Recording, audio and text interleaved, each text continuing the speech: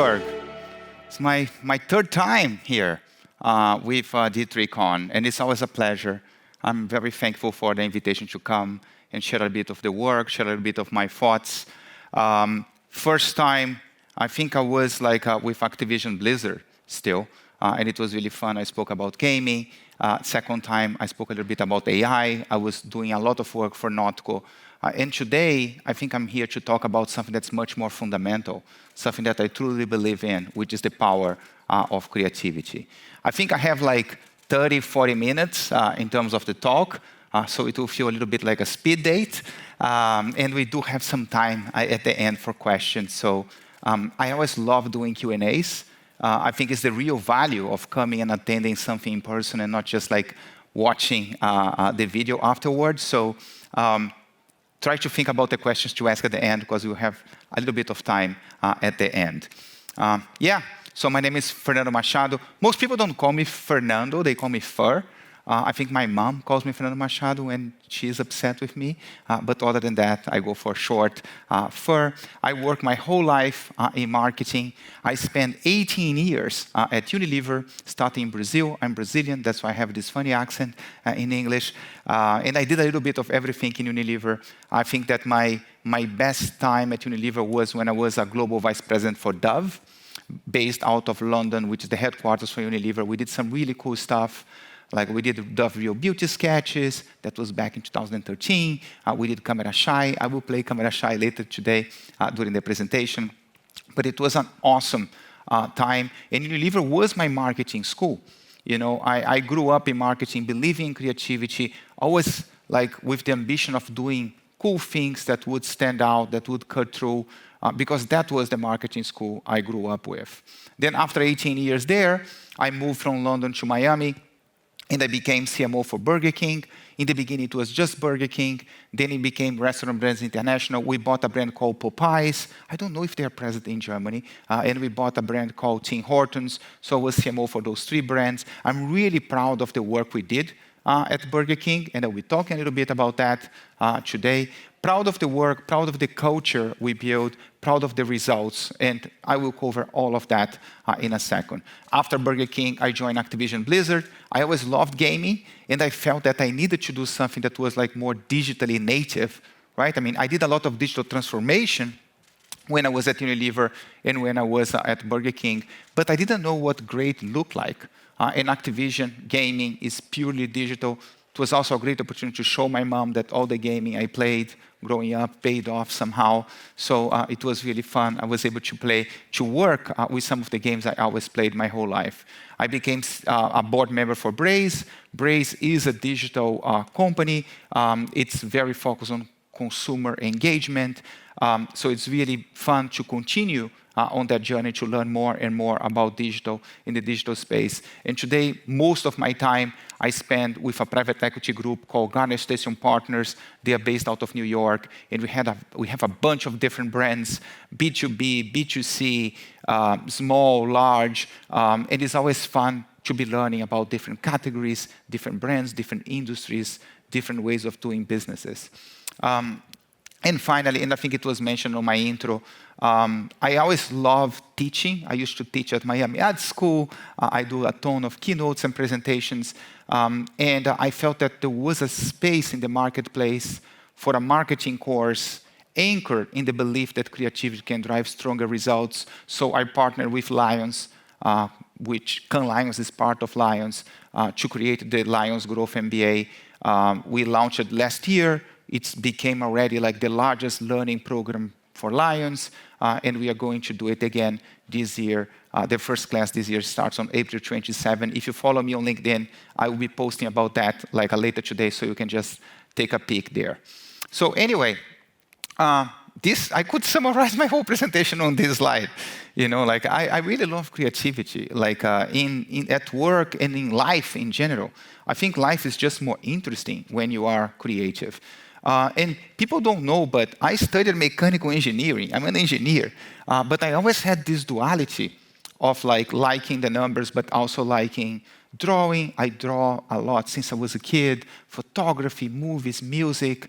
And I found in marketing the sweet spot where I can play with both sides, like the logic and the magic. I'm preempting my own slides. This slide's coming later.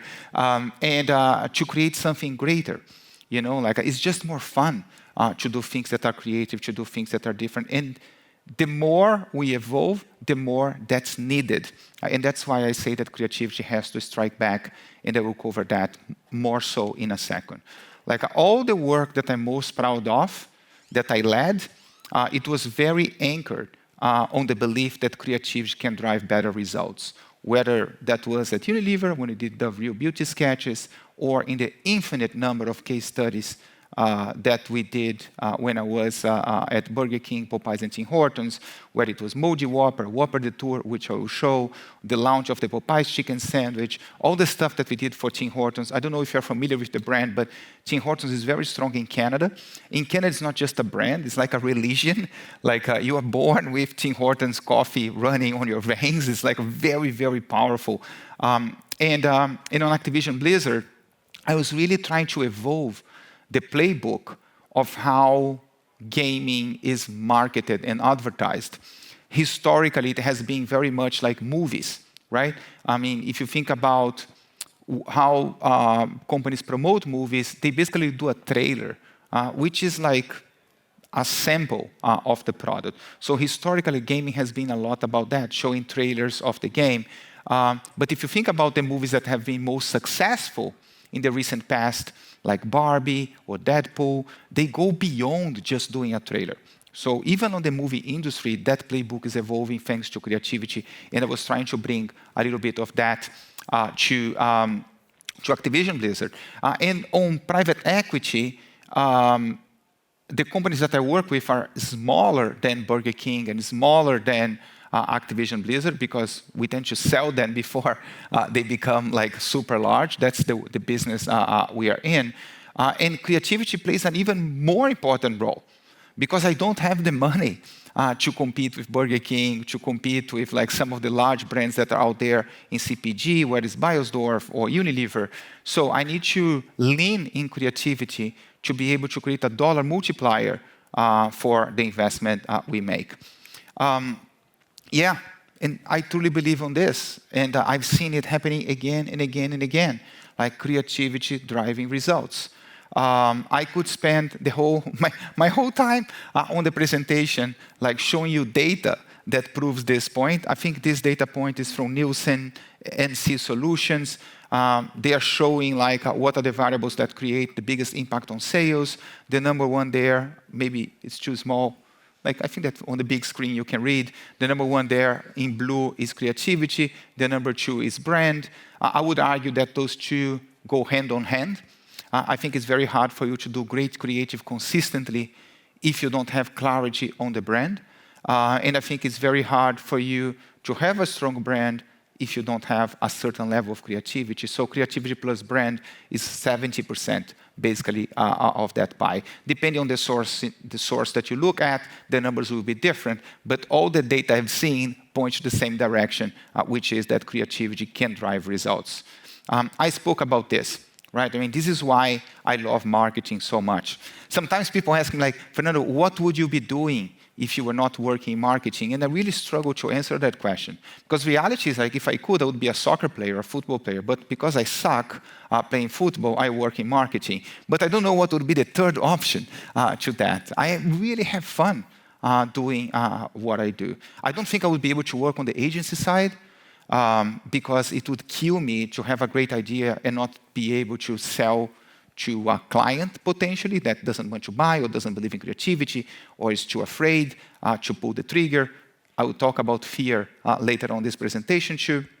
But in marketing, I really find the sweet spot of bringing together magic and logic, emotion and rational.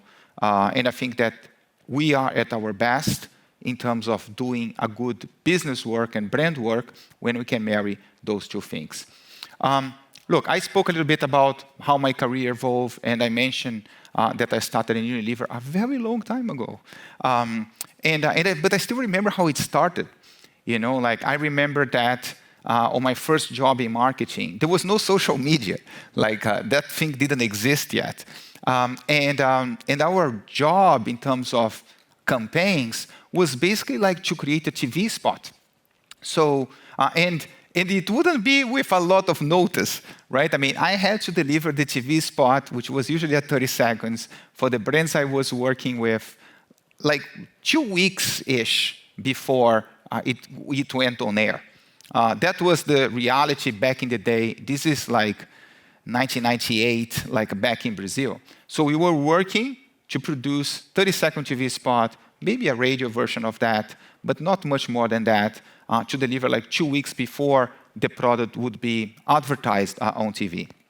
And then one day, and this is exactly how my computer used to look like back in the day, but like one day, someone came and said, you know what, now on top of the website, on top of the TV spot, the 30-second TV spot, you guys need to create a website.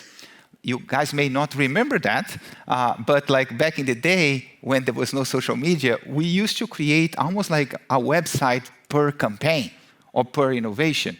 We used to call those things hot sites. I don't know if you use that terminology here in Germany, but that's how we used to call them in the US and in Brazil. And we were like, oh my God, like so much more work. You know, like we used to do just a 30-second TV spot, and now we need to do a hot site every time we have an innovation. And then a couple of months later, someone came and said, and these are all real images, by the way, from that time when I was like starting my career. That's why some are pixelated, because they are old.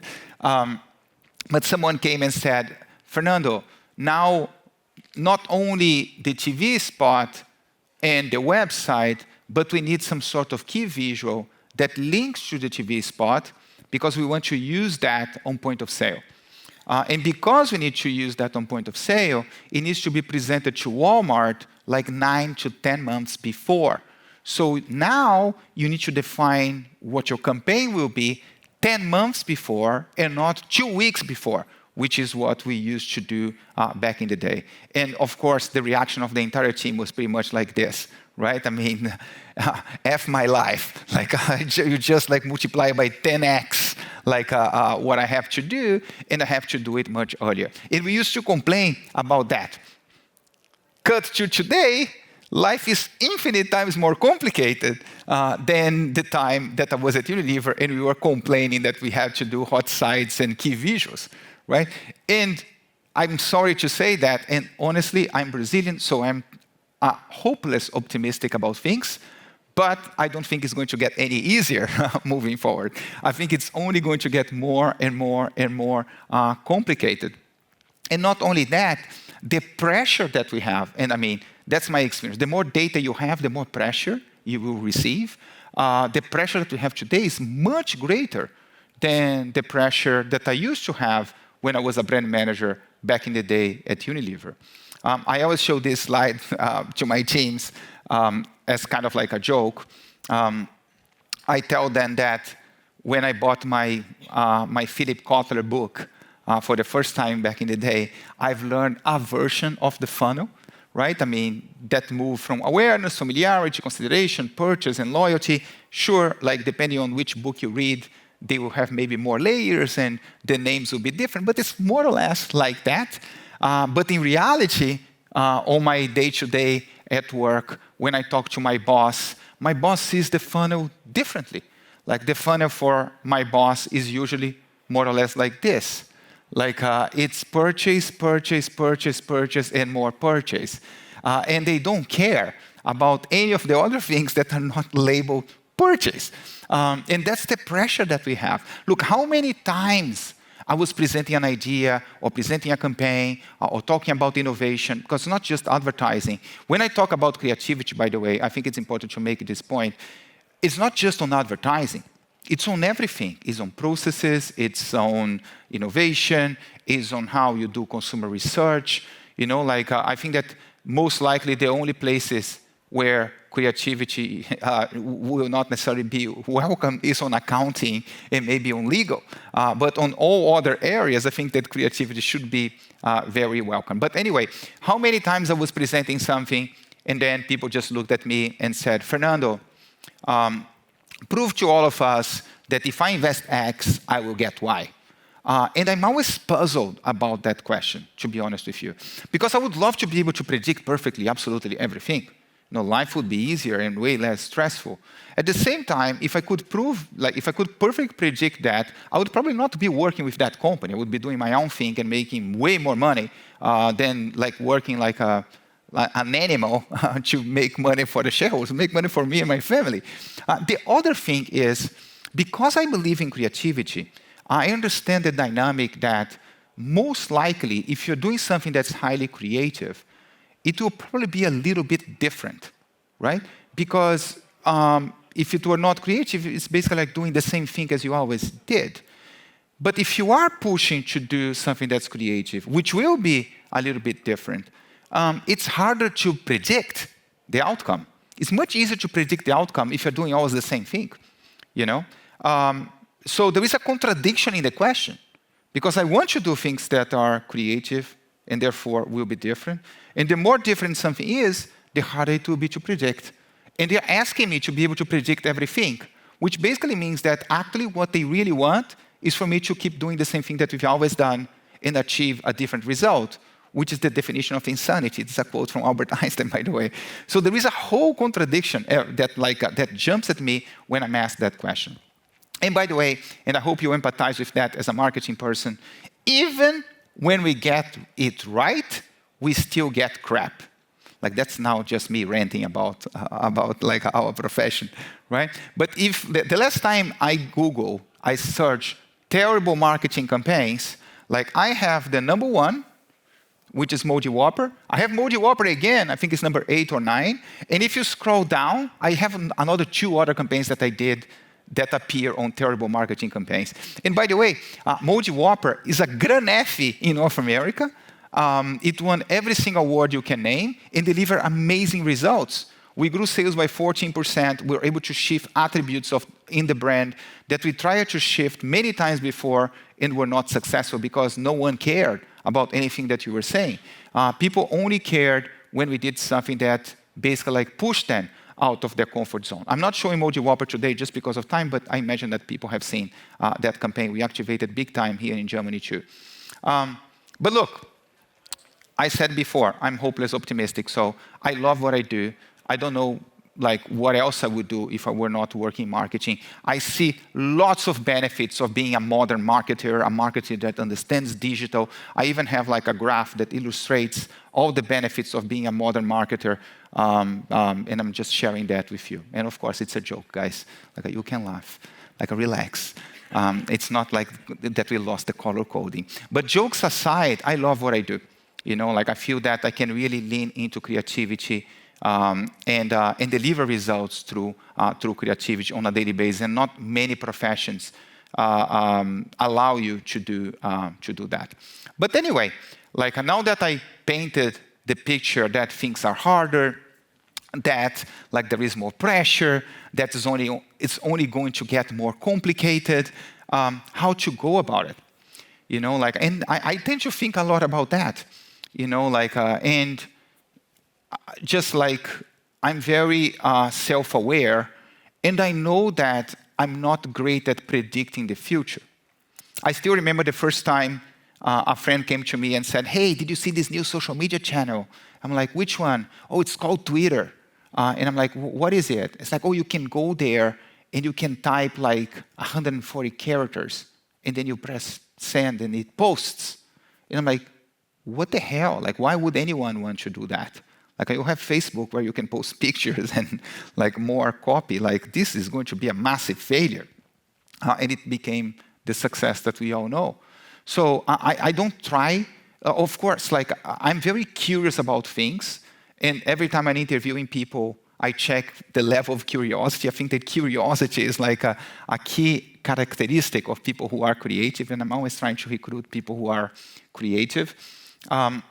So I always experiment with all the new tools, like the AI tools, and I'm always playing with stuff. I remember the first time I played with Midjourney, it basically like screwed up my whole week, because I spent the whole week like doing stuff on Midjourney and read prompts and learning how to prompt and reading the prompts of other people. So I'm very curious about all the stuff, but I know that I'm not good at predicting the future. So I do spend a lot of time learning new things and being curious about things, but I spend even more time trying to master the things that I believe are not going to change. You know what I mean? Like, so I play and I'm curious with the new stuff, but I try to master the things that are not going to change. And the essence to me of why creativity is important becomes even more important as people start to pay less attention to things. This is a quote from Bill Bernbach. Bill Bernbach, for people who don't know, he's the B of DDB. He was one of the founders of DDB. And he used to say, if your advertising goes unnoticed, everything else is academic. And they would dare to say that you can remove the word advertising and just leave it blank. Like, if whatever you do goes unnoticed, it doesn't matter. The rest doesn't matter because people are not going to see. I remember when I was a brand manager at Unilever, we used to spend a lot of time looking whether the print ad was well branded, if the pack shot was big enough, looking if in the script people are going to mention the name of the brand multiple times, if the product or the brand was present throughout the script. Like we used to obsess about polishing the body copy of the out of home or the print ad and all that good stuff. And we used to spend very little time. Well, I cannot talk about everyone, but I used to spend very little time thinking on whether that idea or that execution would cut through. And that's a mistake. Like, it doesn't matter if it's well branded. It doesn't matter if the body copy explains things really well, if no one is going to read or see it, right? I mean, I've been in Hamburg for 24 hours now. I don't remember any single piece of out of home that I saw, in the bus shelters. And it doesn't have to be traditional media. You can think about email marketing. You can think about push notification. You can think about any channel. If people don't pay attention, it's going to be less efficient than if you're doing something that will cut through and grab people's attention. So building differentiation is key. You know, this is a print ad for Levi's from BBH, and that's why BBH is called the black sheep. There is a history behind this ad. It's a very old ad. It's from Levi's 501 Black when they launched. So I'm always trying to do that. You know, identify what all competition. There are people who try to identify what competitors are doing to then copy. I try to identify all the category codes so that I can choose some to break. You know, I'm always thinking about how can I build differentiation. I love this data point. System 1 tested I think it was a 20 seconds video of a cow chewing grass against the database of ads in the UK, and it tested average, which means that half of the database performs worse than a cow chewing grass. And I think as marketing people, we can do better than a cow chewing grass. Though I do find very soothing and very calming to watch the cow chewing grass. But we need to do better, you know, and that's why creativity is so important. When I was at Burger King, McDonald's had 4x my budget. You know, they had double the locations, and they sell double per location versus Burger King. Their locations are usually in better places too than Burger King, especially in the US. Germany, Burger King is quite strong, probably stronger proportionally than in the US. So if I were fighting just on money, if I were fighting just on AI, just on performance, we all have similar tools. You know, if you're only fighting on money, I would lose the war before the first battle even happens, because they have 4x my money. By the way, what I'm saying is not applicable just for challenger brands, okay? When I was with Call of Duty is the #1 game in the world, or at least it was. I never had all the money to achieve my targets. You know what I mean? So even when you are #1, Dove is the #1 soap in the US. But I didn't have all the money to reach the market share or to grow the market that would link back to my P&L in terms of the plan I had for the year. So I cannot just go and buy the stuff, even if you are the largest in the category. And most likely, you are not going to be the largest in the category. So you need to lean into creativity. It's like a dollar multiplier for your plan. Burger King is a brand that has achieved creative recognition. I'm showing Cannes Lions here, but I could pick D&D, one show. I could pick any award show. But like the first Lion that Burger King ever received was in 1969. And you can see how they always did relatively well. They always picked up something. And on the years of 2011, 12, and 13, the brand was not doing well business-wise, nor in creative recognition, right? And this is what happened during the time I was CMO there. Unfortunately, I was not paid in Lions. I was paid in sales growth and opening new restaurants. And guess what? We also did really well. And I'm not saying that it was just because we leaned in creativity. We did lots of good things in terms of the business too. But creativity did help. And you can see there, in red is McDonald's, orange is Burger King. That's global sales growth, total. 14, 15, 16, 17, 18, 19, we beat McDonald's every single year. And I say that with ultimate respect for McDonald's. They have an amazing brand. They have amazing people. By the way, I knew most of the people there. We were friends. Some of them were colleagues from Unilever. One of them was my boss at Unilever at some point, who became the CMO for McDonald's. She's amazing, Silvia Lenhado. And they have more money, more locations, stronger brand. So they are a machine. So even for you to get close to that in terms of results, I think is a massive achievement. And we were able to grow faster than they did. And when I reflect about why was that, I go back to 5 key reasons. And that's basically like what I want to leave you with. Nothing that I would say, hopefully, is rocket science.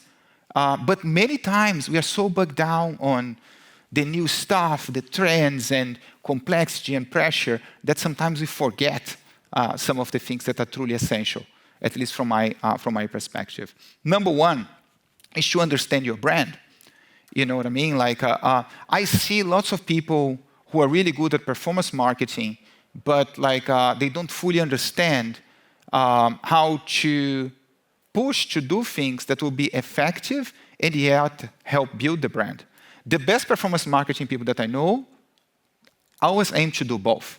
And I know lots of people like that. But I also know lots of people who disregard the brand positioning. Brand positioning is critical. Everything you do should come from your positioning, whether that's innovation, the way you talk to your consumers, the tone of voice, everything. And if you are in a heritage brand like Dove, Nivea, Burger King, you need to understand the history of the brand. And you need to respect the history of the brand. And you need to build and make that more modern and continue to polish that and build on that history. There were people that work on that brand that were really smart before you came. So every time I see a CMO coming and wanting to change absolutely everything and sit with the agency in a meeting room and he write the positioning of the brand, I'm like, really? Like first understand and build from there. That's much easier because you are going to be tapping into things that are already on consumers' minds. So that was basically what they did for Burger King. You know, we spoke with consumers, we spoke with people that knew the brand for a very long time, including franchisees, and we wrote a positioning that was basically like an articulation of what the brand has always been. When we presented this internally, people were like, yeah, we see the brand there. Yeah, that's what we are. So there was no, I didn't have to hard sell or twist anyone's arm to align on the positioning. It was really like doing brand anthropology and archaeology and coming up with a modern articulation of that positioning. Oh, but I work on a startup. I also work with startups on private equity. Notco was a startup. And what I've learned on those cases, you cannot tap into the history because Dove was born in 1957, Burger King was born in 1954. There is history there. Many startups, they are less than 10 years old. From my experience, the way to go there is spend time with the founder. Spend time with the people that were at the table when that brand and that company was born. Like many times the brand mirrors a little bit the personality of the founder. So I try to research those guys that were there, like when the brand was created. Like, why did they create the brand to start with? You know, like how do they feel about it? Like what's their vision? And then I try to articulate the positioning from there. When going back to Burger King and respecting history, like some of the things we did, right? I mean, we brought the old logo back. It's not exactly the old logo, but like it's pretty much the design of the old logo. We made the crown mandatory in all restaurants. It wasn't mandatory. It was like a nice to have. We refocused on the Whopper. We brought the King back. We brought Have It Your Way back. We brought products like chicken fries, which is a very iconic product, especially in the US, back. So the amazing marketing that we did was basically like understand how the brand worked, making that a little bit more modern in terms of the execution, and leaning into the strengths of the brand.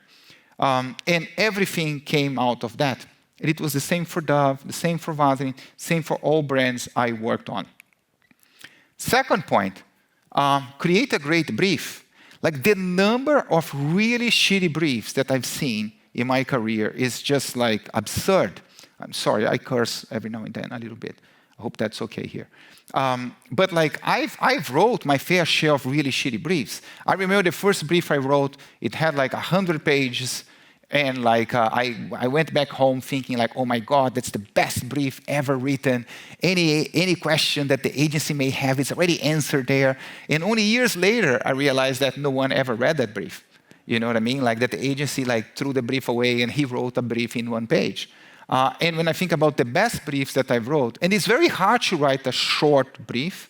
There is a quote from Blaise Pascal that I love, that one of my bosses, my most important boss at Unilever, he was my boss for 7 years, Steve Miles, he used to always quote Blaise Pascal. He used to say, I didn't have time to write a short letter, so I wrote a long one instead. You know what I mean? Like, that's how it goes, like when it comes to briefs. And the best ones that I had the opportunity to work with, they were more like this.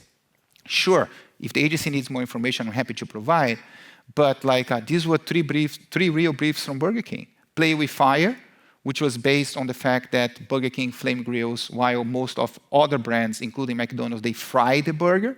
So I wanted to make sure that people understood that Burger King flame grills while others don't. That's what's behind that brief, and everyone working on the brand understood that. Showcase Whopper love. We knew that every time we show how people are crazy about the Whopper, we sell more Whoppers. From the campaign called Whopper Freak Out, which was launched 20 years ago, and is a Garnett in North America. I didn't work on that. It's my favorite work for Burger King. Strongly recommend that maybe after the presentations you can go on YouTube, Google Whopper Freak Out, watch the 7-minute film of that campaign. It's really, really cool. Or a third one, Our Food is Not Crap, which was the brief for Moldy Whopper. And it was anchored on the fact that we saw that the new generation cares deeply about eating food that's real. Like if you're eating a burger, it will have more calories, more fat, more sugar, more sodium than if you're eating a salad. So it is an indulgent occasion, but people want to eat something that's real. So we work really hard to remove all ingredients from artificial sources from the product. And to advertise that, we had this brief, which was Our Food's Not Crap. Like this is the key brief that we had for Dove. It's our real brief again. That was the brief for Real Beauty Sketches. And it was the brief for Camera Shy. And it was a brief that we had for our agencies, Ogilvy, basically, or like Ogilvy São Paulo, Ogilvy Chicago, Ogilvy London, Ogilvy Shanghai, Toronto. They all worked with that brief on the back of their minds. And thanks to that brief, we did some amazing work. This is Camera Shy. I'm showing Camera Shy because everyone knows Real Beauty Sketches.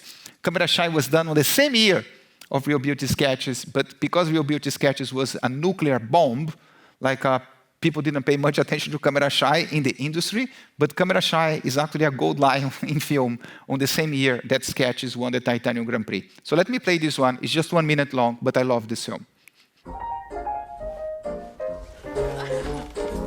Peekaboo, I see you sitting in the corner, looking kind of blue. Don't you try to hide, you know who. Peekaboo, peekaboo, I see you. Peekaboo, I'll kiss you, keep you out of mischief, make your blue sky peekaboo, silly to be shy with you know who. Peekaboo, peekaboo, I'll kiss you. Peekaboo, I love you. Better make your mind up that you love me too. 'Cause you're gonna marry you know who. Peekaboo, peekaboo, I love you. Peekaboo, peekaboo, I love you. So very simple brief and unleashing an endless stream of creativity. Point number 3, let the idea grow. I think that people don't realize, I've seen this happening again and again in marketing teams, but people don't realize that the best ideas that we know, when we look from the outside, usually you look at a case study video or you look at the final finished product, and we hardly ever see, unless you've been part of that, how the idea evolved over time. And ideas evolve immensely over time. Dove Real Beauty Sketches was called something different. It was called You by You, You by Anonymous, and it was a different idea when it was first presented. An idea that became very famous for Burger King, which is Whopper Detour, was a completely different idea when it was first presented. When Whopper Detour was first presented, it was called the Extra Mile Whopper. It was presented to us as a client by FCB New York, and they came to us and said, hey, people drive longer to go to, usually people drive longer to go to a Burger King than to go to a McDonald's because there are double the number of McDonald's in the US than Burger King. So we want to do a partnership with Waze to give you a discount based on the longer distance you had to drive to go to a Burger King versus a McDonald's. And we heard that and we were like, oh, there is something here. There is something really cool here. I never saw geolocation being used this way. But I think it would be very hard to explain to consumers the delta of the distance. You know what I mean? Like, so the idea is a bit too complicated, but there is definitely something here. And it took us 6 months to mature that idea, nurturing that idea. Like, it was not like, oh, let's put it on the parking lot. Usually when clients say that, to never get out of the parking lot ever again. Like in our case, I was talking to Gabriel and the team there all the time saying like, guys, there is something there, there is something there. It's probably not exactly the way you presented. And then 6 months later, we did Whopper Detour. I will play the case study for Whopper Detour. And I'm almost done. I will go like 42, 45 minutes. Hope that's okay. Burger King wants you to come here. Yes to McDonald's. Burger King is trolling its fast food rival with a promotion available through the Burger King mobile app. Yeah, but there is a small catch. So I saw this Burger King commercial where you could get a Whopper for a penny. Only if you open the app while you're at McDonald's. That doesn't even make sense. You have to go to McDonald's for a Whopper? Whopper? Use Burger King's BK app, then be within 600 feet of a McDonald's restaurant. Burger King geofenced over 14,000 McDonald's restaurants in the U.S. Unbelievable. So I've parked my news car about 100 feet from a McDonald's. I feel weird. I'm at McDonald's getting a coupon for Burger King. I almost feel like I'm stealing. Let's go for the unlock. You unlocked the Whopper Detour. This is a really cool promo, guys. How fun is this?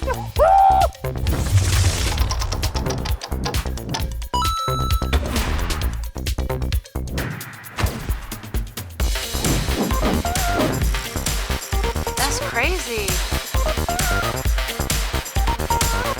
Nice. That's so horrible. That's funny.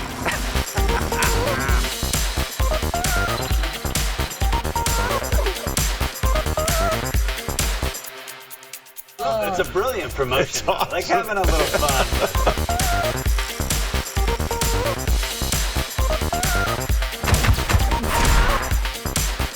Can you do a Whopper Jr.? They probably could make that. It wouldn't be as good as Burger King would, to be honest with you.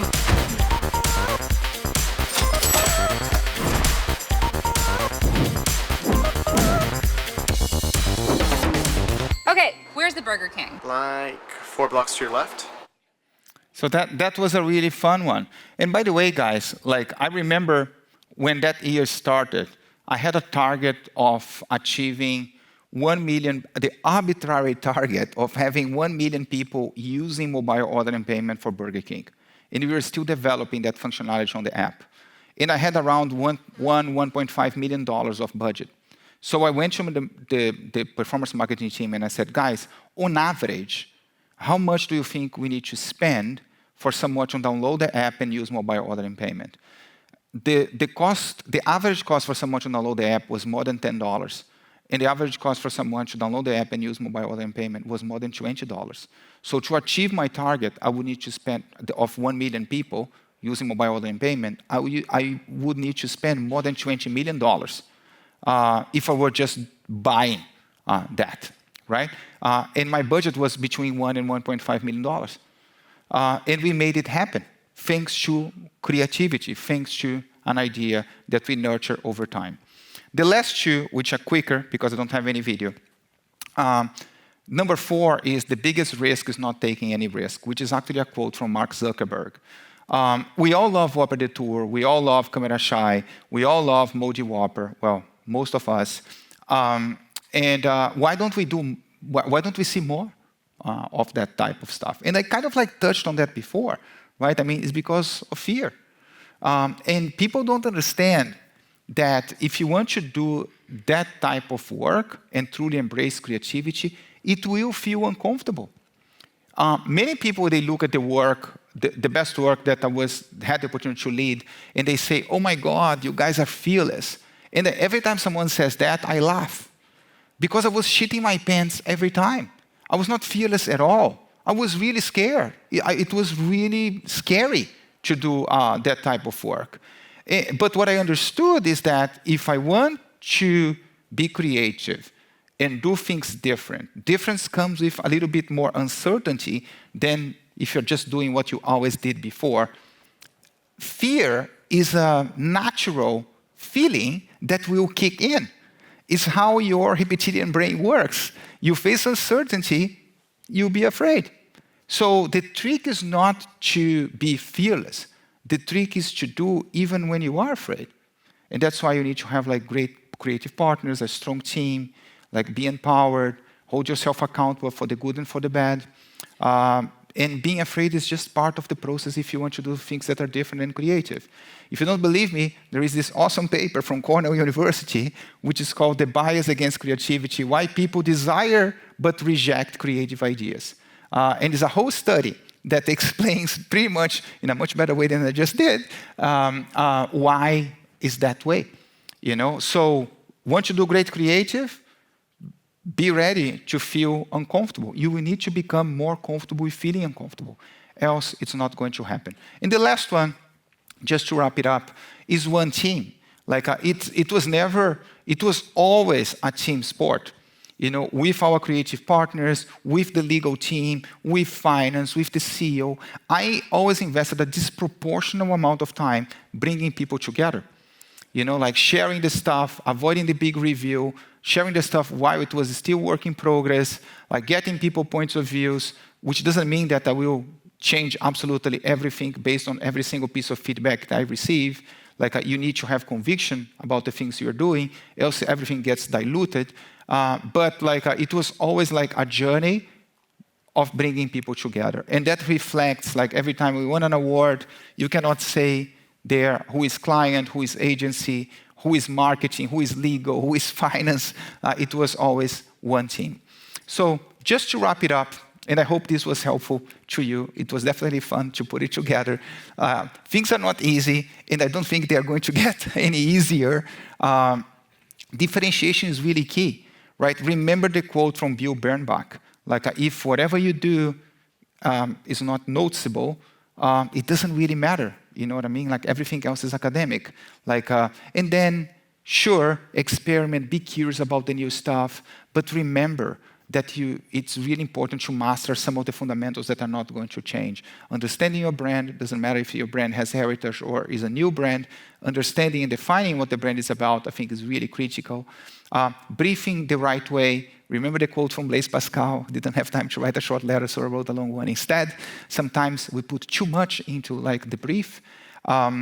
Let the idea grow. The best ideas, they evolve over time. So it's really important that you're able to spot them and nurture them with your creative partner so that they reach their full potential. Biggest risk is not taking any risk. Remember that fear is just a natural thing that will happen if you are doing things that are creative. In one team, it's a journey. Bring people with you in that journey. And I think you'll go further if you do that. And that's all I had for you guys. Thank you so much for your attention. Really a pleasure to be at D3Con again. I hope you enjoyed the presentation. Thank you. Feel free. Do we still have time for some questions? No, but we take that. Thank you so much. I ate up all the time. Sorry, guys. You can, I will be around. Are you so if you have, we take some moments. Yeah, I can do it. Yes, yeah. of course. That was so inspiring. Thank you so much. Thank you. No, my pleasure. Great love for the creativity. It's so obvious, isn't it? Yeah, we have so many questions, but I think because of that time, we take your top 2 questions for Fernando. So the most popular is the marketing space hopeless for young professionals? How would they navigate the job market? What skills should they focus on? It's like a really good question. Look, I think that if I were starting my career, I would try to, on my first jobs, I would try to find a place where I can learn the most. You know what I mean? Like where I would be exposed to things, where my boss would have a vested interest in terms of like my personal development.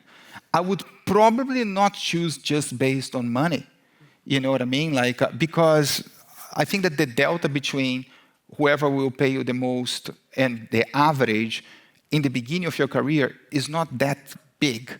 You know, like, so I think I was very lucky that I was at Unilever, which is a company that invested a lot on my development. And in terms of skills, like I would try to position myself as someone very curious and someone who is a rainmaker. You know, like someone who can make things happen. Like when I was a trainee or a junior brand manager, I was the person who would put my name on the hat to make shit happen. You know, like, oh, we need to do a test in the factory, but someone forgot a piece of equipment in the other factory, which is a 6-hour drive to go and pick it up. I will go. It's not even my project. But I was always trying to position myself as someone who is like MVP in terms of like making things happen and being helpful to the team. If I have to spend the whole afternoon sending faxes, like which was a thing back in the day, I wouldn't mind. Like, I wouldn't care what the job is as long as I am feeling that I've been helpful. Maybe I'm just getting too old, but I think that some of the folks on the new generation, they're almost like too afraid of getting their hands dirty. Like, don't be that person. Be like the person that is reliable, that the team can count on, that's helpful, that will make rain happen if it's needed, and be curious about things. Those, to me, less about a specific topic and more about competencies and behaviors. That's where I would focus early days. Stay curious. Always a good strategy. Okay, let's take one. You have voted that questions here up above. Okay. Maybe you will give us a little insight. What's a CMO secret that you have never shared but think would help anyone in space? Oh, God. The perfect time here to share your secrets, Fernando. Look, I think that, I don't know if it's a secret, but in presentations like this, when you're showing a case study, things look nice and easy, but in the reality of life, it isn't. You know, like I too had my bad days. I too had my times when I would drive back home, especially when I left Unilever. Unilever had been my first and only job until I went to Burger King.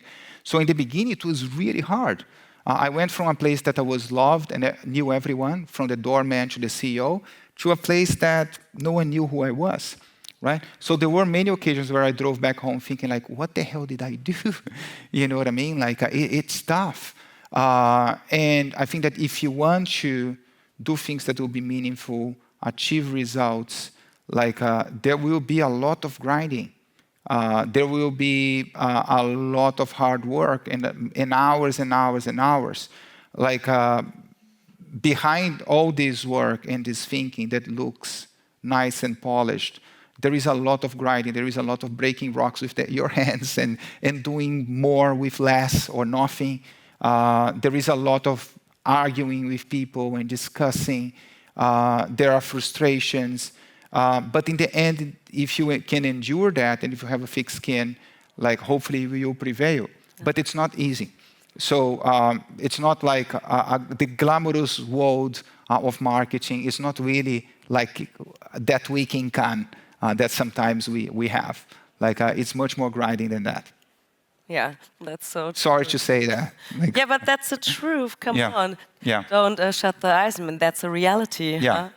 Yeah, thank you so much for inspiring words. I mean, you still have some time left here at the D3Con? Yeah, I have an interview, but I will probably like grab a coffee if someone wants to like say hi. I will be around.